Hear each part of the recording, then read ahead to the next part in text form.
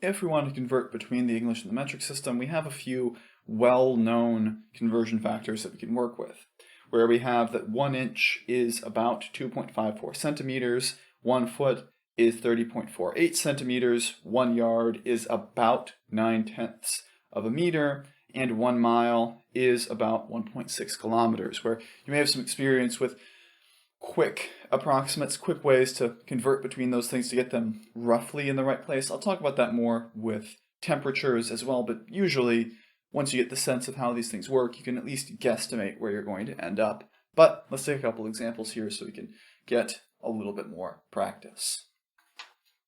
For our examples here, we want to convert 34.4 meters to inches and 48 miles to kilometers. So in our first case here, what we're going to do is essentially the same thing that we had in our examples for converting from English measurements to other English measurements. We're going to do a basic dimensional analysis here just in terms of a different conversion factor. That if I take the 34.4 meters, what I really want to do first here is convert this to something that I know well. So I'm going to convert this to 3,440 centimeters, all these decimal places, and I'll make silly mistakes like that sometimes.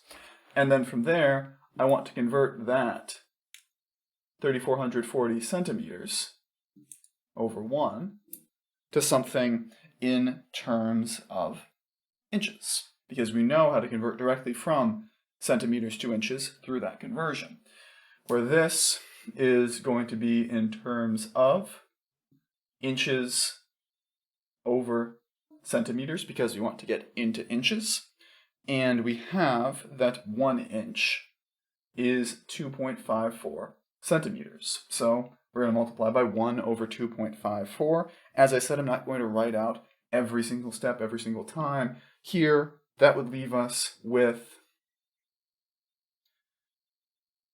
3,440 over 2.54 inches, as the centimeters would cancel, or getting a slightly more exacting looking approximation, 1,354.33. 1,354 and a third